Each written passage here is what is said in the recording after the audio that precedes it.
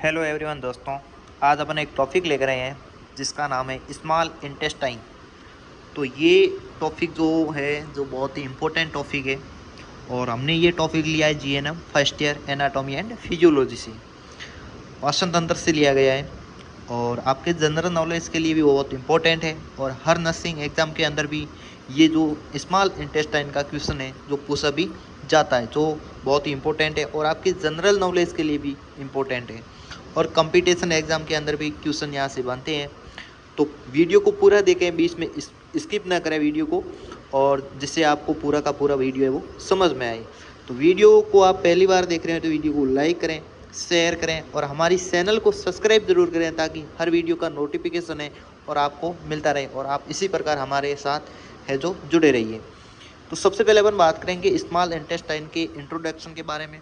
उसके बाद बात करेंगे इसके कितने भाग होते हैं उन भागों के बारे में।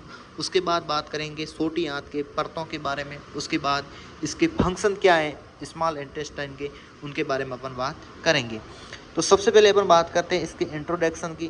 तो स्मॉल इंटेस्टाइन दो आंत होती है, एक तो बड़ी आंत होती है और एक होती है छोटी आंत। अपन बात करेंगे स्मॉल इंटेस्टाइन मतलब छोटी आंत के बारे में।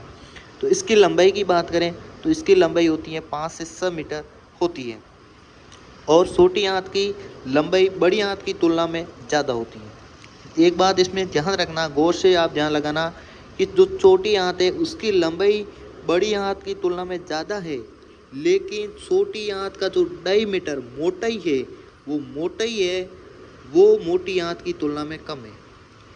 समझ में आया? इसकी लंबाई तो बड़ी आंत से ज़्यादा है लेकिन इसकी मोटाई की बात करें तो इसकी बड़ी आंत से कम है, तुलना में कम है। उसके बाद अपन बात करें छोटी आंत एब्डोमिनल रीजन में स्थिर होती है।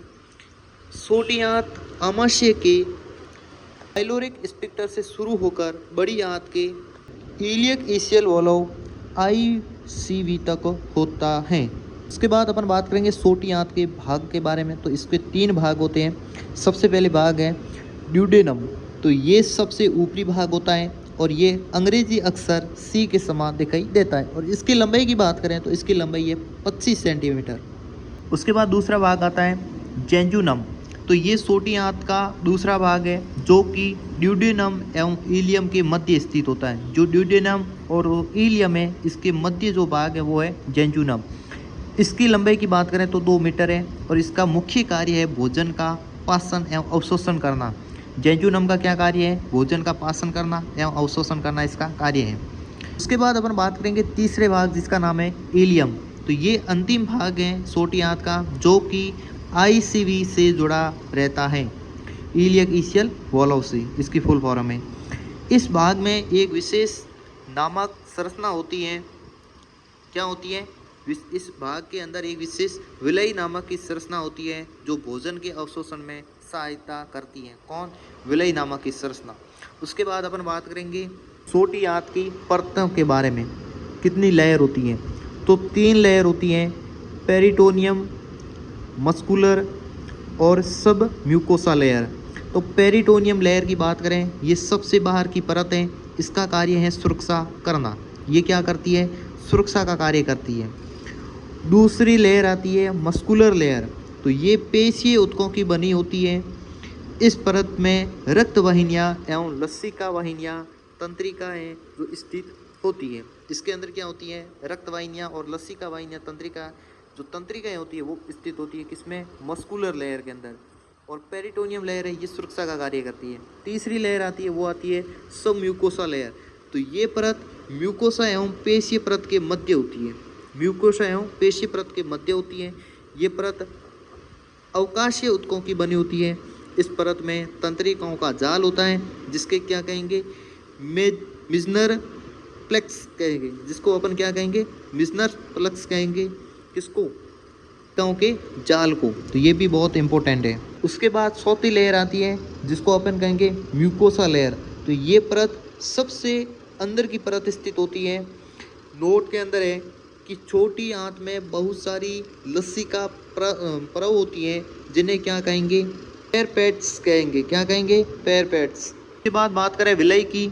तो छोटी आंत में उपस्थित एक फोल्ड की समान संरचना। कैसी? फोल्ड की समान संरचना, उसको क्या कहेंगे? विलय। अब छोटी आंत के फंक्शन यानी कार्य, तो सबसे पहला कार्य है कार्बोहाइड्रेट के पाचन में सहायक। जो छोटी इंटेस्टाइन है ये कार्बोहाइड्रेट के पाचन में सहायक होती है। छोटी आंत में उपस्थित विलय भोजन के अवशोषण में सहायता करती है। छोटी आंत भोजन को कर्माकुंचन गति द्वारा बड़ी आंत तक भेजने का कार्य करती है। मतलब जो छोटी आंत है ये आगे बड़ी आंत के अंदर जो भोजन को भेजने का कार्य करती है, इसमें भी इनका महत्वपूर्ण रूल होता है। उसके बाद आता है छोटी आंत में उपस्थित इंटेस्टाइनल जूस एवं लाइपेज एंजाइम वसा का पाचन करने में भी हेल्प करता है। जो छोटी आंत में एक उपस्थित क्या होता है, जूस होता है, लाइपेज उपस्थित होता है, एंजाइम होता है, जो क्या करता है वसा का भोजन के अंदर जो वसा है उसका पाचन करने में हेल्प करता है। उसके बाद आता है इंटेस्टाइनल जूस का स्त्रावण करने में भी इसका महत्वपूर्ण योगदान रहता है। तो आपसे मतलब एक और इसके अंदर दो मेन टॉपिक है।